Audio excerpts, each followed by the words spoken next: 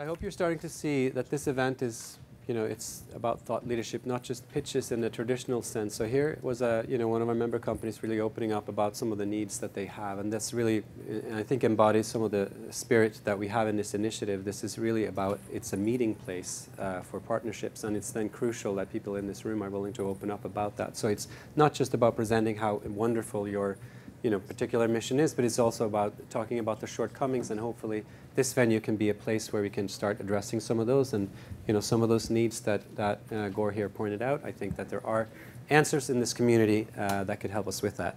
Now, the last little piece before the panel debate, where we'll have a lot more questions, is our investor keynote, and we have brought in David Thibodeau here from Vest Capital, and he has 30 years experience in the wellness market on the private equity side, and would love to hear what he thinks are the trends and what's going on with sports, nutrition, and wellness. Thank you, David. Thank you. So it's a pleasure to be here. Can everybody hear me? Good.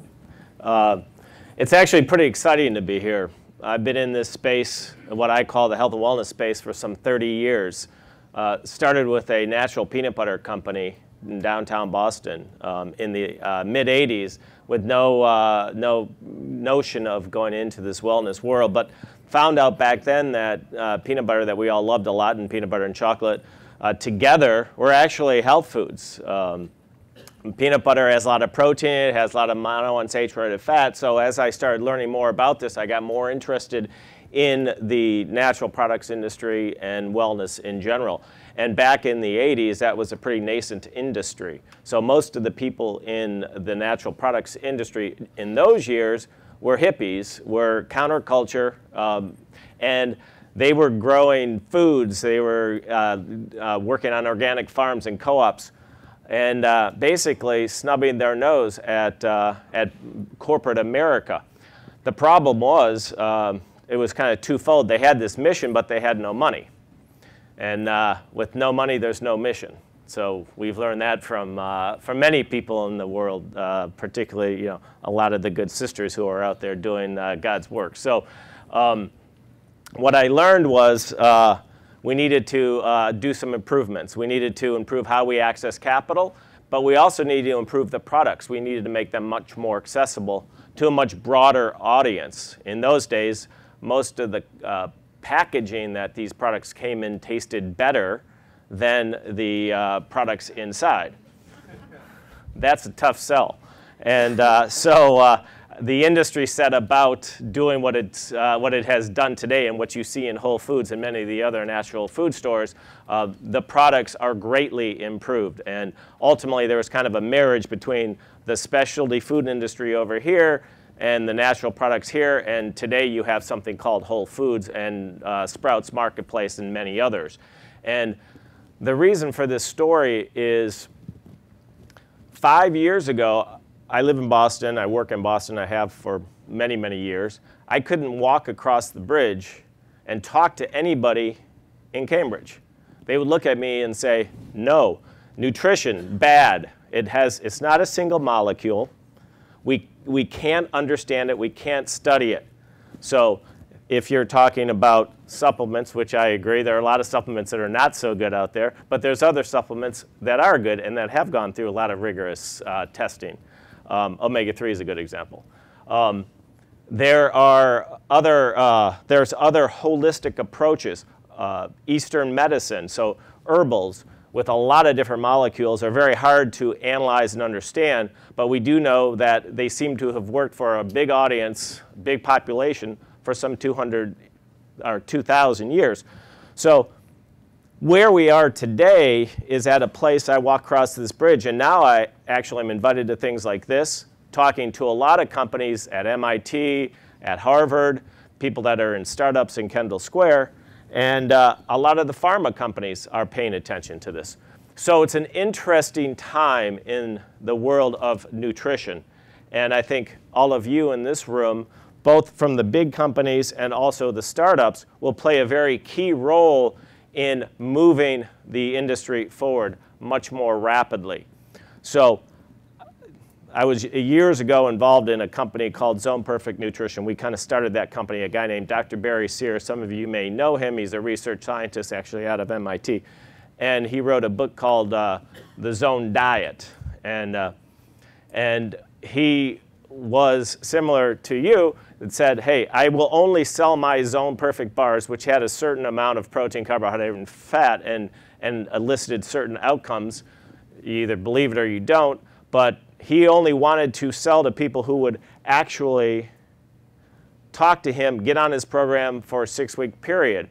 And we scratched our heads. We were financing them and said, well, that doesn't make a lot of sense. Doesn't it make more sense to have a consumer make a choice? Choose the nutrition bar versus a candy bar and feel the difference. And you will feel the difference over time because it doesn't spike your insulin levels, et cetera. So ultimately, he came around and we started to get people into the ball game. They started not on the pitcher's mound, but they started in the outfield. And so that's really important as we think about how to advance nutrition and wellness in the future. So now we come to what's WellVest Capital have to do with this. So we're a unique Boston-based merchant banking firm that's focused on this $1 trillion consumer healthy living industry. You can call it, we coined healthy living years ago at Adams Hardison Hill. It's health and wellness, healthy living. It's all the components that make up living a healthier lifestyle, which is really important because everything they're doing in Washington today about healthcare, it doesn't really matter because 75% of our healthcare costs are spent on chronic diseases that could be solved through lifestyle changes. Again, that's where people in this room come in.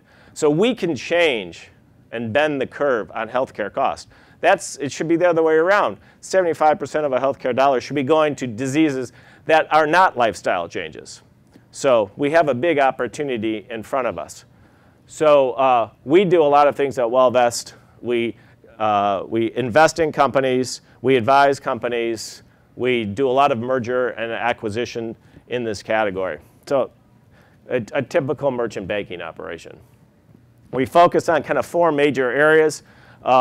Nutritional products, functional foods, natural and organic products, and what I think is really most exciting, and a lot of people in this room are involved in wellness information and technology. So I think wellness information and technology is really the last mile for a consumer. If you think about a wellness consumer as a bullseye, in the very core of the bullseye you have most of the people in this room who actually understand nutrition, understand wellness. They are in the center. They don't need a lot of additional either feedback or social interaction to get up in the morning, go for a run, to eat properly, et cetera. But as you move out to the outer rings, it becomes very challenging to get those people to change their nutritional and lifestyle behavior. Your question earlier to Leonard was, it's not just a single pill. No, it's not. It's a holistic approach to how you live your lifestyle. And that's what this industry really is all about. It's not one solution fits all.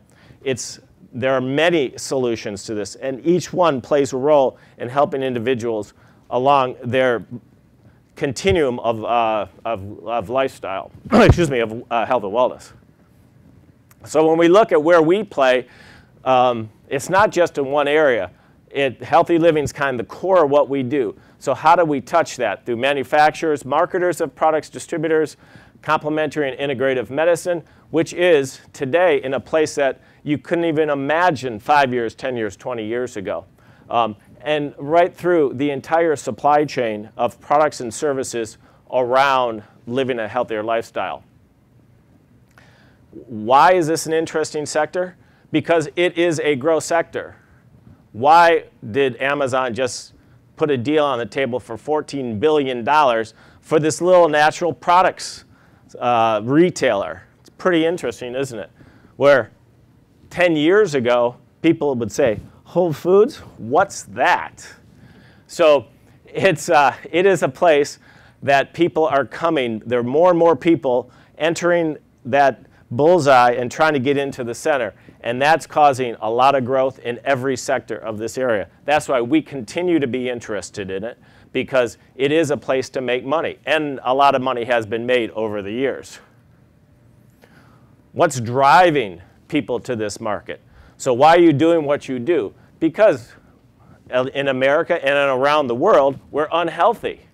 The obesity rates haven't stopped.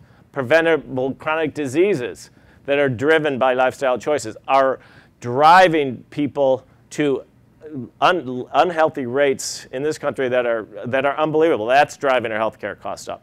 So we've got healthy Americans on the other side that are demanding products and services. So once you start down this path, you want some of these devices. You want to know the feedback. You want to be able to really accelerate your progress along your continuum of health and wellness. So consumers are looking for, and they're looking for alternatives to pharmaceuticals. It's no longer accepted to say, hey, I'm going to take a high blood pressure pill because that's what my doctor says. You are now saying, well, wait a minute, what else can I do to bring my blood pressure down, to bring my cholesterol levels down? So again, going back to that integrative approach. Interestingly enough, this as a growth area has been most recently a very frothy place for investment. So why is that? Well, we see a lot of money coming in from the West Coast, from technology companies. A lot of high-tech companies, guys who've made a lot of money, are starting to put money into this space. Alternatives to food, for example, meat alternatives, are a hot category. Alternatives to how you get your meals and how you prepare your meals, Blue Apron, right? We have many, many examples of companies that are in our space that are driving the excitement. And unfortunately, I call it stupid money because oftentimes money comes into this space without really understanding it well enough, and therefore valuations go up, which is good on one side but really bad on the other because generally they're not great outcomes. And so we try to bridge that gap, try to put some reality. Everybody needs to win, but we need to win at the right rate so that these companies continue to grow and excel and help change people's lifestyle. So I don't see this market changing. I see more and more people coming into it. I'm excited about the future. I think we have a lot of runway to go. I think companies that are in this room are going to play a key role in that last mile of wellness because now we've got people's attention. And soon, maybe Washington will buy into the concept that it is more than just helping people take a pill, but it's a complete lifestyle change that all these products and services will help. So with that. Perfect. Thanks very much. We have time for one quick question as we are getting the chairs and setting up for the panel debate without any breaks. So if there's a question to the capital side of this industry very quickly, we can take that. Otherwise, I have prepared a lineup of questions for the panel. This is all of the speakers. Yes, Judith. Yeah, sorry. How do you deal with the fact that the internet and also the health food stores are filled with products that make claims with no justification and indeed really occasionally will promote totally fake science?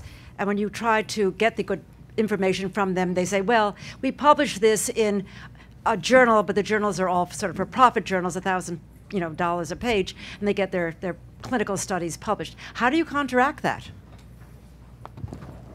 We've been dealing with this in this industry for as long as I've been in it, right? A natural food is just the same as a processed food full of preservatives, et cetera. All our science says yes, but the basic natural food is, as we all know, a better alternative. In terms of some of the claims that are being made around supplements, as a firm, we made a decision a long time ago to make sure that there is science and there is research behind it. ED drugs or ED testosterone products they proliferate on the internet, right? That's not a place we play. This is a free market. It's not regulated by the FDA. There's not enough money in the world to regulate the DSHEA law. And if no one knows what that is, I can explain it. But the DSHEA law is critical, but it is a marketplace. So the consumer, has to take ownership. And so the companies that we deal with actually understand that. They try to educate. They do the research. They're like Leonard's company, right? Those are the kind of companies that we deal with. They're not an FDA-approved product like a pharmaceutical, but they have better science than not. So that's the best way we can explain it.